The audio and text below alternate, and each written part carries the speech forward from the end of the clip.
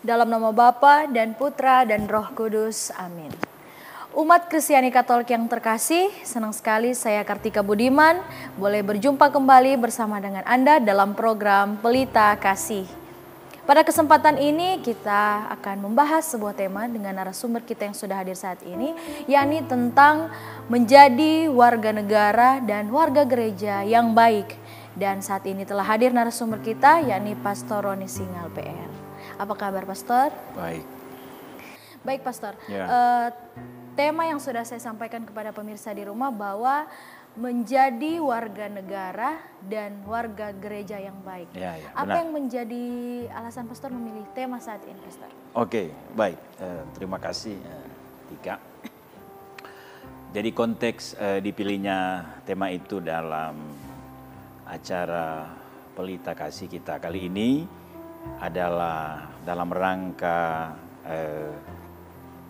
suasana Dirgahayu Kemerdekaan Republik Indonesia yang ke-78 ya.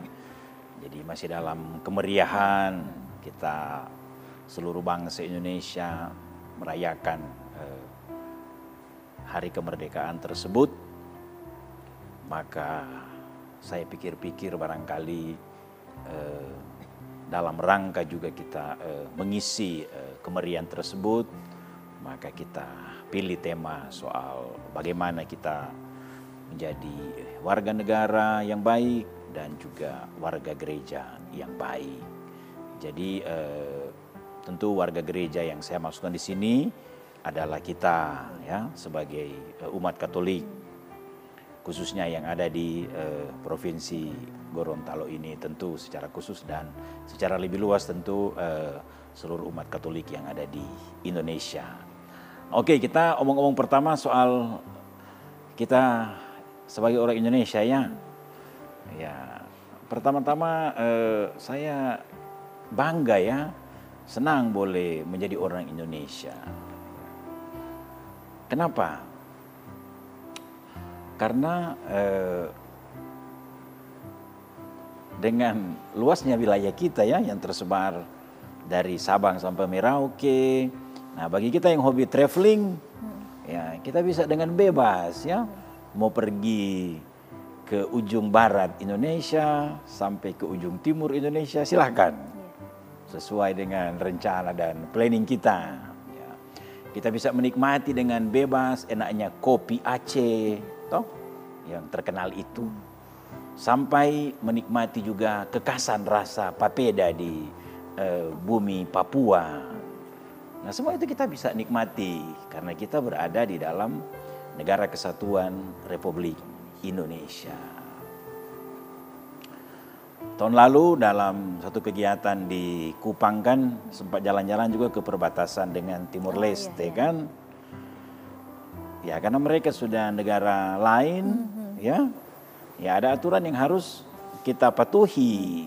Tidak sebebas lagi dan tidak sembarangan lagi kita menginjakkan kaki di luar wilayah Indonesia ya.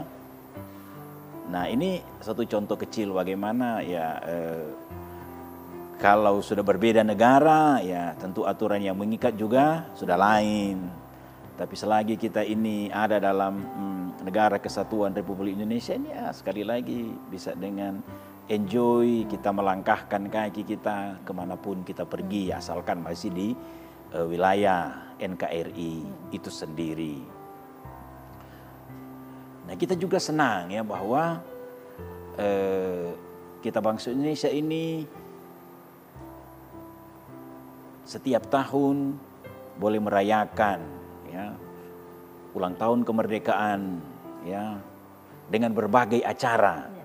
Ya, kecuali dalam beberapa tahun ketika Covid ya sudah lepas dari kasus luar biasa tersebut, tetapi di luar itu kita bisa menyaksikan ya bagaimana tanpa memandang latar belakang semua ramai-ramai untuk mengisi acara dalam HUT kemerdekaan, termasuk saat-saat ini ya.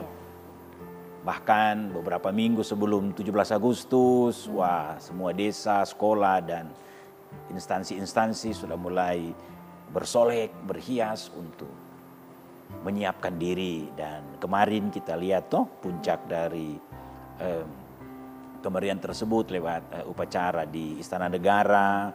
Bapak Presiden kita mengenakan pakaian daerah yang sejauh saya tahu setiap tahun berganti ya. Iya. Untuk menunjukkan bahwa itulah keragaman kita sebagai bangsa Indonesia. Dan kalau tema tahun ini untuk konteks kemerdekaan dipilih terus melaju untuk Indonesia maju. Nah, terus melaju berarti satu gerak langkah ke depan ya, bukan gerak mundur, gerak menuju ke depan. Nah, itu artinya bahwa dengan semangat HUT kemerdekaan yang ke-78 ini, maka kita seluruh bangsa Indonesia harus bergerak maju untuk menuju Indonesia maju ya. Lalu dalam konteks ini saya tempatkan juga bahwa kita juga sebagai Gereja Katolik Indonesia ya, termasuk juga umat Katolik, Gereja Katolik yang ada di Gorontalo ini kan adalah bagian tak terpisahkan dari NKRI itu sendiri. Nah, jadi bagaimana juga kita sebagai bagian yang tak terpisahkan dari NKRI itu sendiri, kita mengisi kemerdekaan yang telah diperjuangkan oleh para pahlawan itu tentu ya, dalam semangat tentu ya, kalau tahun ini terus melaju untuk Indonesia maju. Nah, Gereja Katolik Indonesia juga selalu menyuarakan juga bagaimana kita sebagai umat Katolik ya menjunjung tinggi juga itu 4 pilar kebangsaan toh, Pancasila, UUD 45, NKRI dan Bhinneka Tunggal Ika.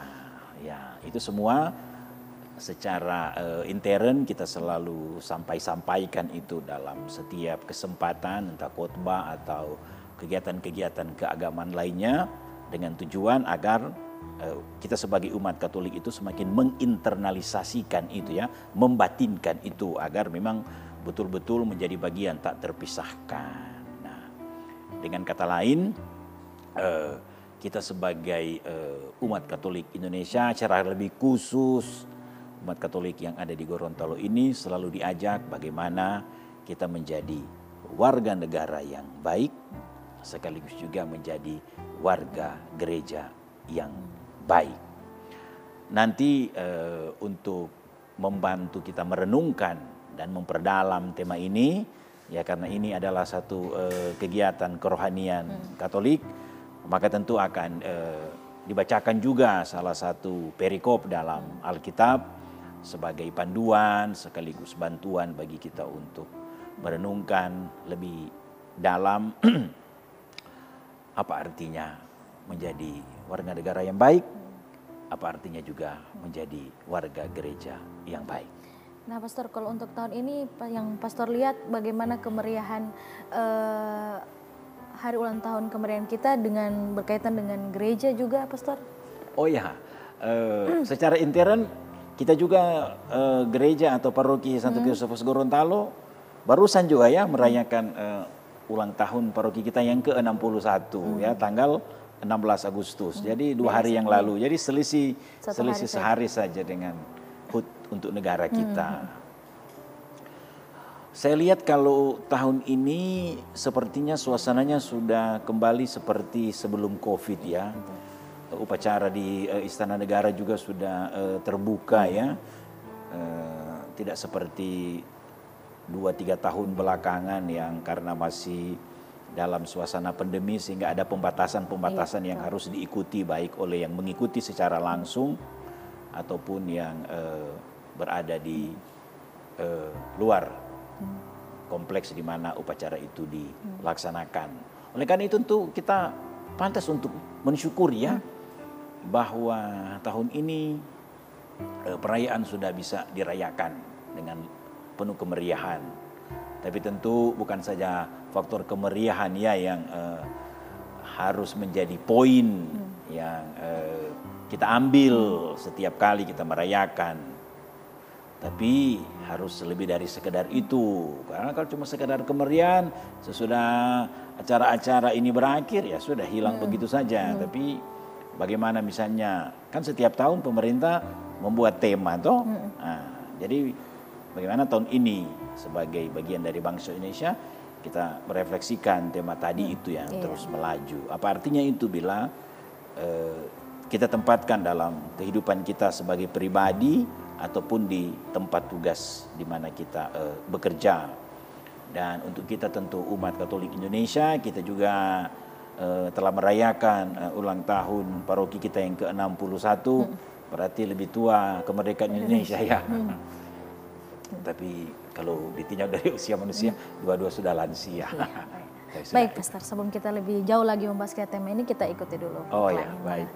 Umat Kristiani Katolik yang terkasih, sebelum kita lebih jauh lagi membahas tentang tema saat ini, mari kita ikuti pesan-pesan yang mau lewat, tetap di Pelita Kasih.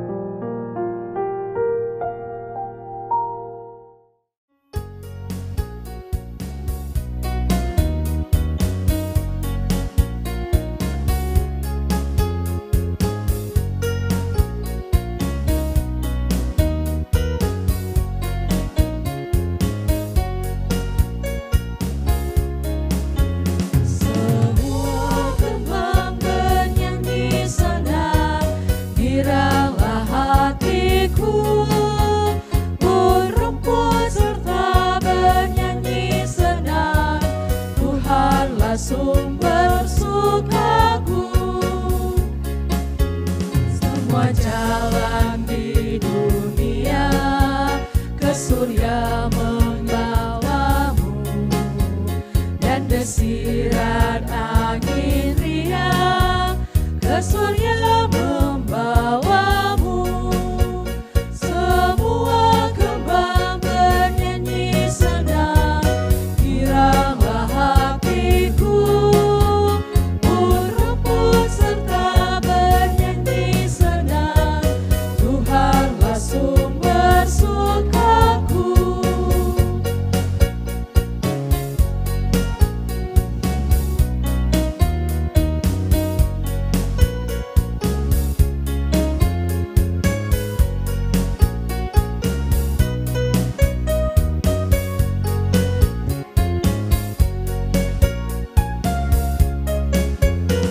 Semua lorong bumi hadirlah sahabatku, perhatian dari kawan membangkitkan kasihmu.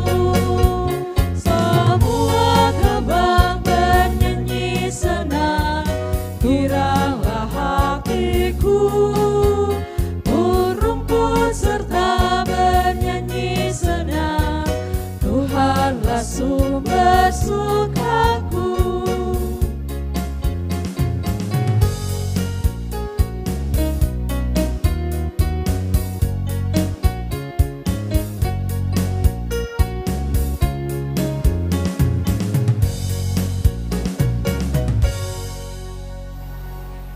Umat Kristiani Katolik yang terkasih, terima kasih Anda masih bersama kami dalam program Pelita Kasih.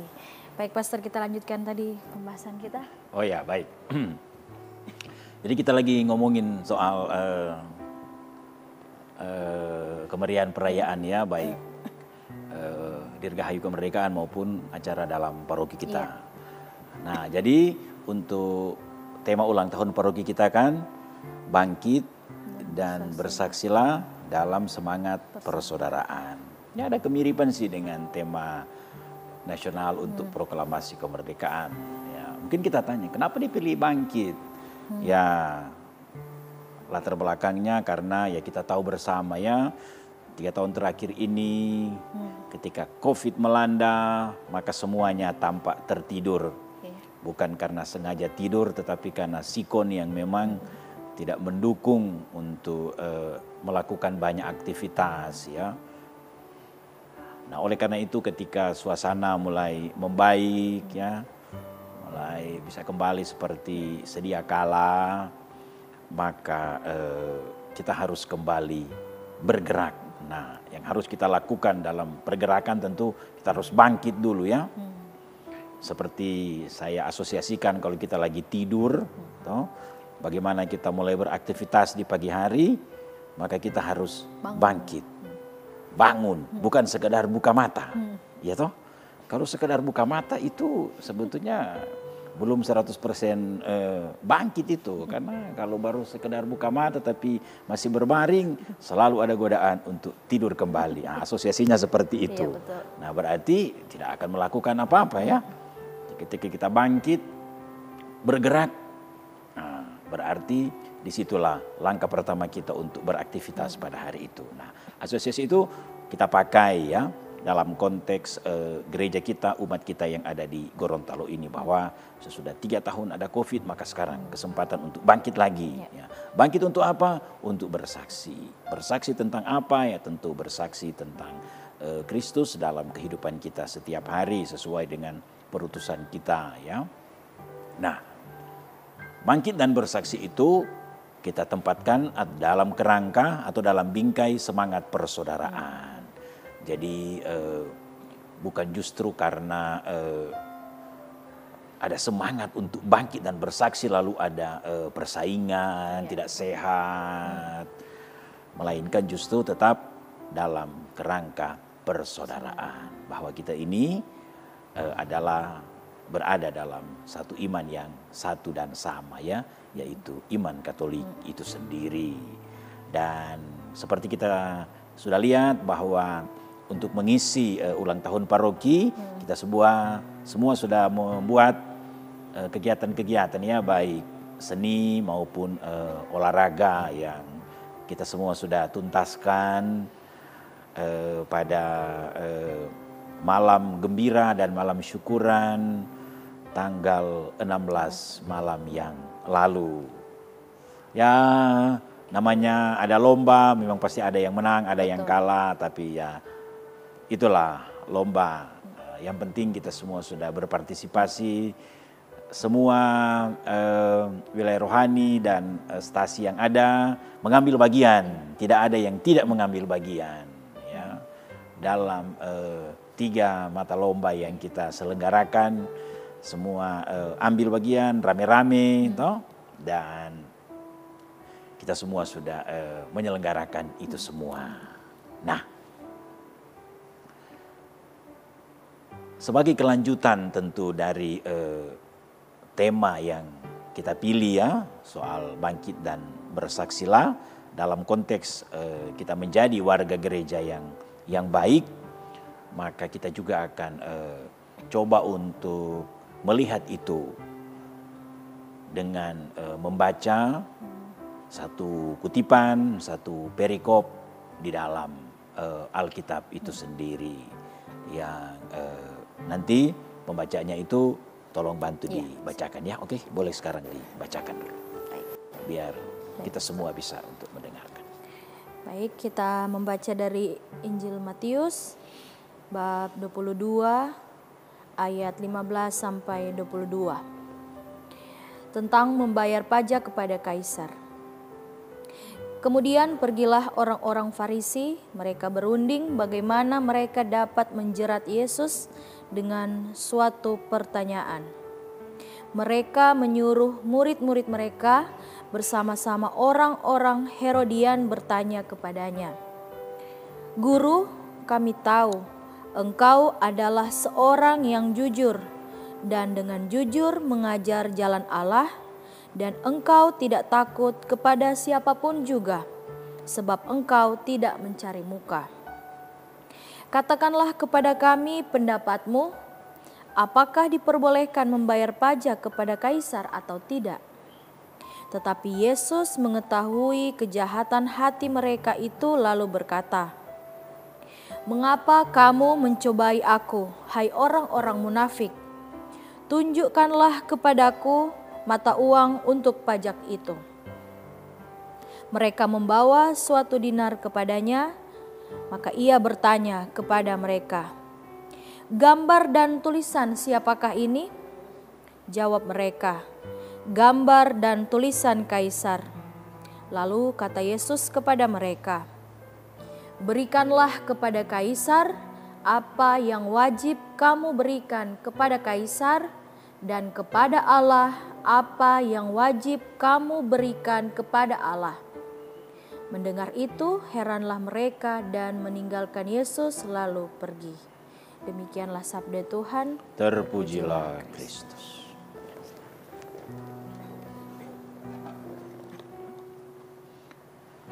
Baik, jadi perikop dalam acara Pelita Kasih kita kali ini ya ambil dari Matius 22 ya, ayat 15 sampai 22 yang barusan dibacakan. Nah, itu diberi judul tentang membayar pajak kepada Kaisar ya, karena memang intinya itu adalah bagaimana oleh orang-orang Farisi menanyakan kepada Yesus tentang hal itu, soal pajak ya. Tetapi tentu yang perlu untuk disampaikan lebih dahulu mengenai perikop ini adalah bagaimana orang-orang Farisi ini mengajukan pertanyaan kepada Yesus bukan pertama-tama sebetulnya untuk mendapatkan satu pencerahan ya, tetapi untuk menjebak. Ya. Dengan begitu berarti motivasi awal dari orang-orang ini atau yang bertanya ini memang sudah jahat ya. Iya. Dari semula memang sudah jahat. Jadi sudah ada persekongkolan ya di antara mereka. Berarti diasumsikan mereka juga tentu sudah menyiapkan ya. Kira-kira apa pertanyaan yang akan kita ajukan kepada Yesus? Dengan pengandaian pertanyaan itu pasti dia akan jawab dengan jawaban yang apapun dia jawab pasti kita punya alasan untuk boleh menyalahkan Tuhan Yesus. Dan dalam keseluruhan Injil orang-orang Farisi bukan satu kali ini saja ya mereka datang kepada Yesus untuk menjerat dia agar memperoleh alasan untuk menyalahkan. Kita ingat juga dalam Injil Yohanes toh, ketika mereka membawa seorang wanita yang kedapatan berzina. Lalu ditanyakan lagi kepada Tuhan Yesus, bagaimana pendapatmu tentang wanita ini, ya kan? Nah, mirip-mirip. Ya, tujuannya bukanlah murni ya untuk mendapatkan jawaban yang bagus atau yang untuk memperdalam pengetahuan mereka tentang hal-hal moral atau hal-hal yang berkaitan dengan ritual, tapi lebih memang untuk menjerat Yesus, ingin untuk menjebak Yesus. Nah, kembali kepada perikop Injil Matius ini ya. Jadi mereka datang. Nah, mereka memang sudah men-setting sedemikian rupa agar mereka memulainya dengan kalimat juga yang tidak secara langsung to the point ya kepada Yesus. Misalnya setelah ketemu langsung tanya, Yesus coba jawab kemari ini, bagaimana soal pajak ini? Tidak ya, mereka mengajukan satu kalimat ya, saya baca kembali lagi kalimat itu.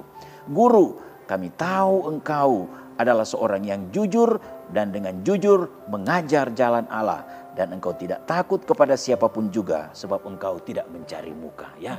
Bukan main ya, kalimat pembuka yang mereka pilih untuk disampaikan kepada Yesus. Satu kalimat yang seolah-olah merupakan satu sanjungan ya kepada Yesus. Dan ya mereka tentu pikir, wah kalau sudah dipuji seperti ini mah di awal, pasti Yesus akan jadi besar kepala ya. Maka dia akan terbawa dengan skenario yang telah mereka rencanakan itu. Ya, apalagi kan rata-rata kan kalau kita dipuji ya otomatis besar kepala. Padahal kadang-kadang tanpa kita sadari yang tidak setiap pujian barangkali yang disampaikan kepada kita itu memang tulus ya, tanpa pamrih. Nah seperti ini jelas ada motivasi terselubung, motivasi yang jahat yang menyertai dan melatar belakangi kalimat pembuka yang kedengaran begitu manis ini. Toh? Baik Pastor, sebelum kita lanjut kita jeda iklan Pastor. Umat Kristiani Katolik yang terkasih, sebelum lebih jauh lagi kita membahas tentang tema saat ini, kita ikuti pesan-pesan mau lewat tetap di Pelita Kasih.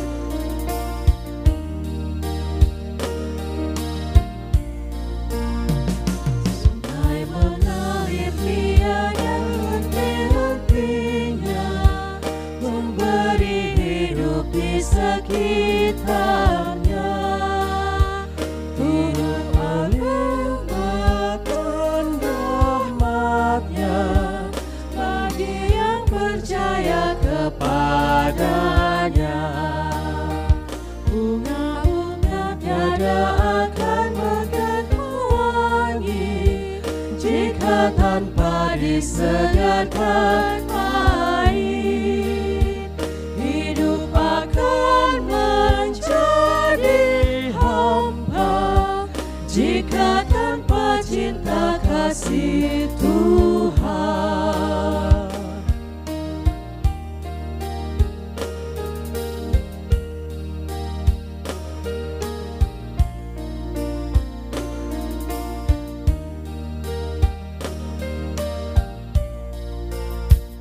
Sungai mengalir tiada henti-hentinya, memberi hidup di sekitarnya. Tuhan melimpahkan rahmat-Nya bagi yang percaya kepadanya. Bunga-bunganya tak akan mekar mewangi jika tanpa disedarkan air. Hidup akan menjadi hampa jika tanpa cinta kasih Tuhan.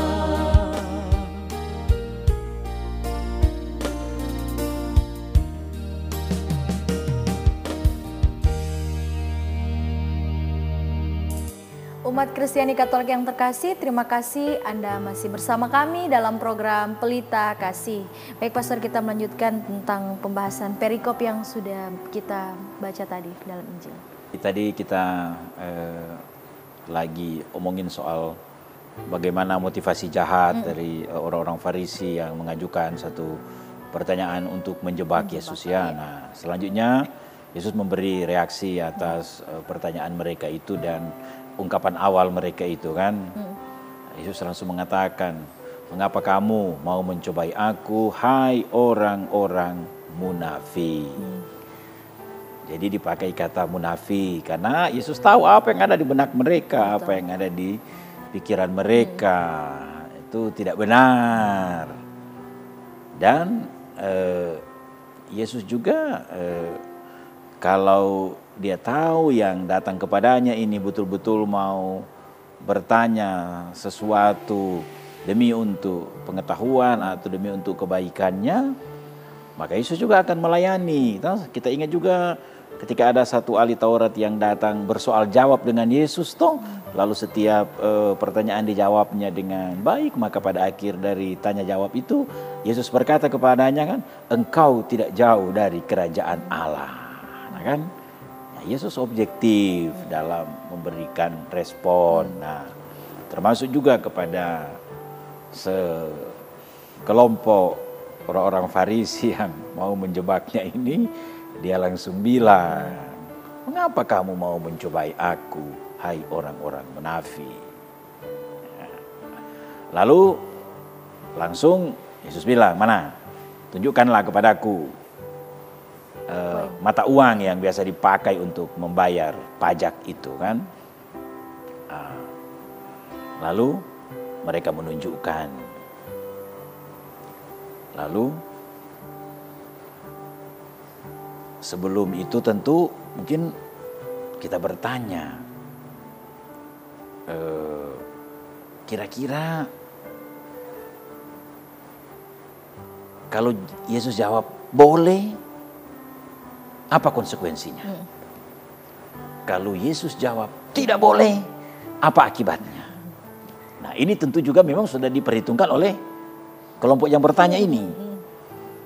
Kan kalau kita tanya boleh kamu bayar pajak, berarti kemungkinan jawabannya itu dua saja, ya atau tidak.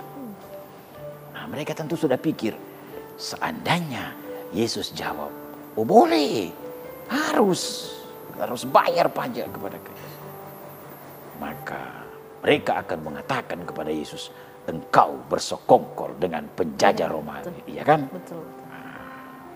Padahal engkau adalah seorang Yahudi, harusnya engkau berada bersama dengan kami, menentang.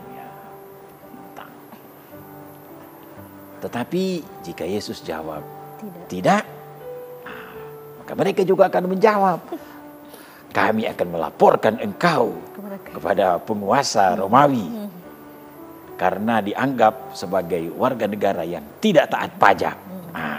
Jadi memang dilematis juga jawabannya ya, menjawab ya, menjawab tidak, tetap konsekuensinya merugikan untuk Yesus. Tapi sudah, karena Yesus sudah tahu, maka dia tidak langsung jawab, oh silakan bayar, oh tidak boleh. Mana, uang, mata uang. Ya, ini tentu sudah di luar skenario dari penanya ini. Kenapa Tuhan Yesus tanya ini uang ini? Apakah dia mau minta? Ya, ternyata setelah diperlihatkan kepada Tuhan Yesus, lalu Tuhan Yesus balik tanya, mata uang ini, yang ada di mata uang ini itu gambar dan tulisan siapa atau berasal dari mana, siapa yang menerbitkan. Lalu ya mereka semua tahu kan, ya itu pasti dari Kaisar. Oh ini Kaisar, dari Kaisar yang mengeluarkan, menerbitkan. Ya sudah kalau begitu, berikanlah kepada Kaisar apa yang wajib, ya dipakai kata wajib. Kamu berikan kepada Kaisar. Lalu kepada Allah, apa yang wajib kamu berikan kepada Allah. Nah ini tentu jawaban yang di luar dugaan. Itu sama seperti ya kisah yang tadi saya katakan soal perempuan yang mereka bawa ke dapatan bersin. Nah itu juga sama kan. Kalau Yesus juga jawab waktu itu, mereka tanya kan, menurut hukum Musa wanita ini pantas dihukum mati. Bagaimana pendapatmu? Nah kalau Yesus jawab, iya, kita harus menghukum mati si perempuan ini. Maka mereka akan bilang kepada Yesus, katanya engkau mengajarkan jalan cinta kasih. Kenapa engkau malah ikut-ikutan mau menghukum, merajam dengan batu sampai mati wanita ini? Tapi kalau Yesus jawab tidak, mereka akan bilang, engkau melanggar apa yang tertulis di dalam Taurat. Serba salah. Tapi waktu itu kan Yesus bilang, coba tulis-tulis. Ya siapa yang merasa diri tidak berdosa, ya ambillah batu lebih dulu dan silakan rajam wanita ini sampai mati. Mereka tahu siapa yang tidak berdosa, semua pasti punya dosa. Mulai yang paling tua meninggalkan tempat itu, sampai akhirnya tertinggallah dia dengan wanita itu. Ya, kembali ke kisah tentang ini kan, ketika mereka mendengar jawaban dari Tuhan Yesus, habislah argumentasi mereka.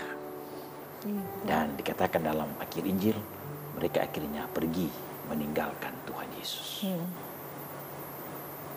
Nah, tentu beberapa pesan ya bisa dipetik ya dari perikop ini ya, bahwa harusnya baik sebagai warga negara ataupun warga gereja juga kita harus selalu menjadi pribadi yang tulus, yang baik dan tulus. Kalau kita ingin misalnya untuk menanyakan sesuatu, baiklah pertanyaan itu memang didasari atas satu keingintahuan kita untuk mendapatkan informasi atau pengetahuan untuk perkembangan apa yang ingin kita ketahui, dan bukan untuk menjebak atau mencari kesalahan, menjatuhkan, ya kan, sesama kita.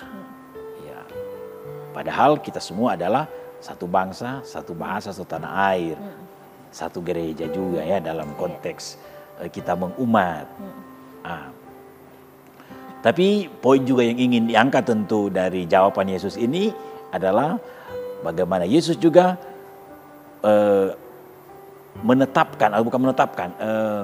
menyatakan satu pesan yang baik untuk kita semua.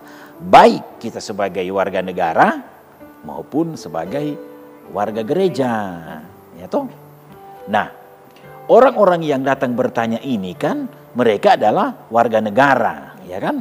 Tapi sekaligus juga warga agama, ya, mereka kan pemeluk agama Yahudi, berarti bagian dari satu keyakinan pada waktu itu. Nah, ketika Yesus mengatakan kepada mereka, berikanlah kepada kaisar, berarti itu berkaitan dengan bagaimana Yesus mengajar orang-orang itu untuk menjadi warga negara yang baik. Itu warga negara yang baik salah satunya tentu adalah warga yang taat pajak. Ya, toh? Karena kan pajak yang kita bayarkan juga kan nanti akan kembali juga kan untuk kita sebagai warga negara. Toh? Contoh misalnya yang di proyek-proyek jalan itu tuh di apa namanya itu keterangannya setelah ada di bawah proyek jalan ini terselenggara atas pajak yang Anda bayarkan. Nah, makanya pemerintah selalu mengajak kepada kita untuk bayarlah pajak, jadilah wajib pajak yang baik dan taat.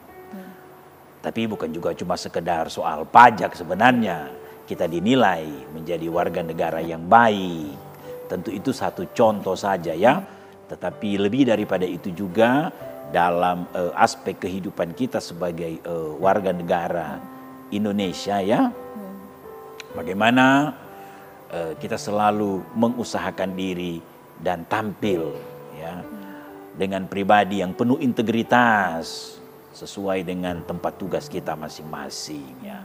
Kalau dalam BUMN sekarang kan ada apa itu akhlak ya, akhlak ya, itu akronim dari ya saya sudah lupa. Iya, panjang ya, tapi itu baik ya, artinya akronim dari akhlak itu sendiri jika memang dilaksanakan dengan baik ya tentu akan menghasilkan nilai-nilai yang tentu juga baik. Nah, begitu juga tentu ya. Ketika Yesus mengatakan kepada mereka, berikanlah kepada Allah, ya, berarti berkaitan atau ada hubungannya dengan Tuhan itu sendiri. Ya. Nah, kalau kita di gereja Katolikan ada ya kewajiban-kewajiban lah ya. Walaupun sebetulnya kita tidak sering memakai kata itu, ya lebih banyak kita memakai keikhlasan toh. Iya. Memang misalnya contoh soal aksi Natal, ya toh, aksi Natal atau aksi puasa pembangunan. Nah, memang dibagikan kepada kita envelope atau sampul itu. Tetapi memang tidak pernah juga dikatakan berapa yang harus diberikan dan diwajibkan untuk mengisi. Yang sering dikatakan adalah dikembalikan sebagai bentuk tanggung jawab kita. Ada isi atau tidak ya sering. Baik Pastor, sebelum kita lanjut kita jeda. Umat Kristiani Katolik yang terkasih, sebelum kita melanjutkan pembahasan kita saat ini, kita ikuti dulu yang mau lewat, tetap di Pelita Kasih.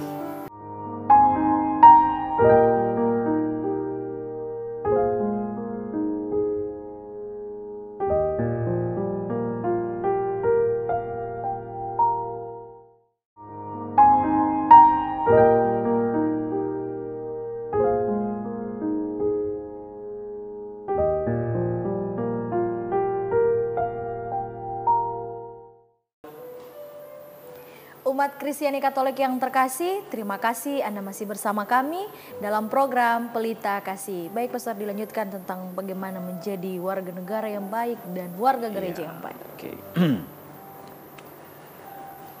Jadi perikop yang kita pilih itu sekali lagi panduan saja ya. Iya. Bagaimana Yesus mengajak kita untuk menjadi warga negara yang bertanggung jawab, warga negara yang baik, tapi juga sekaligus warga gereja yang baik juga. Nah, tentu menjadi warga negara dan warga gereja yang baik itu juga biasanya tidak jadi dengan begitu saja ya. Ada proses yang harus kita jalani secara harus konsisten dan persisten. Tidak boleh inkonsisten. Karena ada perjuangan juga di dalamnya kan, yang menyertai juga bagaimana kita belajar untuk menjadi warga negara yang baik, warga gereja yang baik. Nah, tantangan terberat dan terbesar biasanya datang dari diri sendiri ya. Betul. Bagaimana menjadi warga negara yang baik, menjadi warga gereja yang baik. Saya kasih contoh saja dalam konteks kita ya, warga gereja ya. Misalnya orang itu sudah berkomitmen dalam dirinya untuk lebih terlibat lagi, lebih rajin lagi misalnya tuh setiap hari Minggu dia masuk gereja. Itu kan indah, tapi ya, kalau baru semacam kata-kata tentu belum cukup. Itu sudah bagus tapi belum cukup. Jadi harus dieksekusi, harus dilaksanakan apa yang menjadi janjinya itu. Nah, kembali lagi soal bangkit dan bersaksi. Kalau dia hanya sekedar buka matanya dan sesudah itu dia tidur lagi, ya tentu apa yang dia rencanakan itu, cita-citakan itu pasti tidak akan pernah terwujud. Nah, karena itu perlu yang namanya tindakan nyata ya untuk menjadi warga gereja yang baik. Begitu juga dalam kegiatan-kegiatan kegerejaan itu sendiri ya. Ketika kita diminta untuk terlibat, mengambil bagian, mari kita juga laksanakan itu dengan penuh kesukacitaan. Jangan bersungut-sungut, jangan berkeluh kesah dulu, jangan menolak terlebih dahulu. Ya, banyak contoh kan yang bisa diberikan. Toh. Misalnya diminta untuk menjadi petugas liturgi pada hari Minggu. Coba engkau ketika ketua wilayah misalnya tanya, ketika minggu depan giliran wilayah kita yang akan menjadi penanggung jawab liturgi, bolehkah engkau untuk menjadi lektor? Sering kan, bukan sering. Ada kalanya kan ada yang, aduh jangan yang lain saja. Yang lain saja. Selalu jawaban yang lain saja. Padahal justru dengan ditunjuk berarti kita juga diajak ya untuk mulai berperan. Iya, kita dipercaya juga. Iya, dipercaya, dibantu kan. Sebab kalau misalnya pribadi-pribadi yang sama-sama terus saja yang menjadi petugas kan, ya itu juga memang tidak salah. Tetapi sebetulnya menjadi dan tanda petik kerugian bagi yang lain. Mereka tidak pernah belajar sebetulnya untuk tampil ya. Betul. Mulai dari hal-hal yang kecil sebetulnya, karena kan pada dasarnya kita tahu membaca. Iya, kan? betul. Kalau soal nervous atau gugup tampil di depan umum, mulai dari skala yang lebih kecil, misalnya wilayah rohani dulu. Betul, Atau kalau misalnya lektor di gereja hari Minggu itu dirasa sudah kelas berat karena sudah lebih banyak orang, perlu keberanian tingkat tinggi, mulai dulu dalam kelas yang lebih sedikit, belajar tampil. Tapi kalau selalu langsung ada penolakan, nah bagaimana kita mau menciptakan diri kita menjadi warga gereja yang baik, yang bertanggung jawab dan komitmen dengan diri kita. Betul. Nah, itu satu contoh kecil. Nah, padahal kan apa yang kita lakukan itu menjadi besar diawali dengan Dengan hal-hal sebuah yang kecil. langkah atau hal yang kecil. Makanya Yesus bilang toh, setialah dalam perkara-perkara kecil, maka engkau akan diberi tanggung jawab pada perkara-perkara yang besar. Nah, jadi memang harus belajar. Toh? Nah, semoga banyak umat yang mendengarkan acara Pelita Kasih kita ini, dan mudah-mudahan mereka bisa untuk mengambil makna bahwa lewat hal-hal yang kecil justru belajar untuk bertanggung jawab, dan justru menjadi kesempatan bagi kita untuk dari situ kita menjadi warga gereja yang baik dan bertanggung jawab. Itu. Lalu contoh lain lagi sebagai penerapan atau aplikasi dari tema kita pada kesempatan ini dalam konteks kita sebagai warga negara, ya. Kalau dia misalnya, atau kalau kita sekarang ini status kita adalah pelajar, ya mari kita menjadi pelajar yang baik, bertanggung jawab. Toh? Banyak hal-hal kita bisa saksikan kan di kita punya Indonesia ini, ya, soal beberapa kejadian di tempat lain, ada tawuran, toh, atau ada perkelahian antar siswa. Nah, ini tentu contoh-contoh yang saya kira tidak baik. Tapi syukur di Gorontalo ini hampir saya tidak pernah dengar, ya. Syukur. Ya, berarti kita tinggal di Gorontalo ini sangat berbahagia. Ya, meskipun kota kecil, tetapi saya mengasumsikan berarti pelajar-pelajar di provinsi kita ini, ya, adalah pelajar yang betul-betul sudah mulai menanamkan dalam diri mereka bagaimana menjadi pelajar yang baik dan bertanggung jawab. Ya, tentu bukan berarti sempurna, tidak ada kekurangan dunia pendidikan kita di Provinsi Gorontalo ini. Tetapi tentu apa yang terjadi di sini itu ya sudah pantas untuk kita syukuri. Tinggal bagaimana kita mengembangkan itu toh, agar supaya betul-betul cita-cita kita untuk menjadi warga negara yang baik dan bertanggung jawab itu memang dimulai salah satunya dari bangku sekolah itu sendiri. Ya, begitu juga tentu di rumah, ya. Bagaimana kita menjadi warga negara yang baik juga, tentu kita bisa belajar sebetulnya dari apa yang kita terima di rumah, ya toh. Nah, berarti sebagai orang tua juga kita harus berperan untuk mendidik anak-anak kita agar memang menjadi pribadi yang baik lewat teladan dan tutur kata kita yang baik juga, gitu.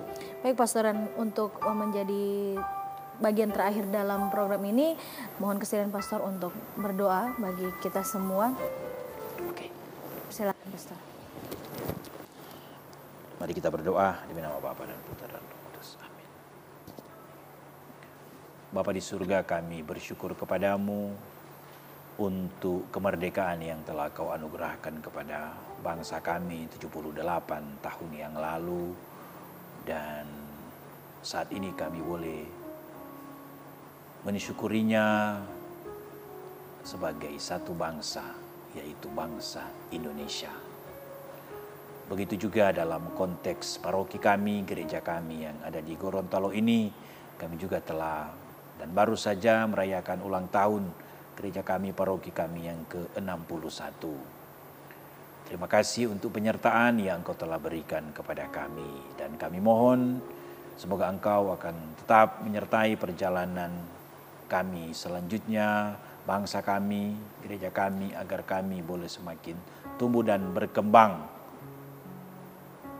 Kami juga sebagai warga negara dan warga gereja, kiranya kami juga selalu akan menjadi pribadi yang baik dan bertanggung jawab demi untuk kemajuan bangsa dan negara kami, juga demi untuk kami semua umat yang ada di Provinsi Gorontalo ini. Ya Tuhan, kuatkan kami semua, pimpin dan sertai kami. Ini doa kami yang kami panjatkan kepadamu dengan pengantaraan Kristus Tuhan kami. Amin. Amin. Dalam nama Bapa dan Putra dan Roh Kudus. Baik Pastor, sungguh luar biasa pembahasan kita saat ini.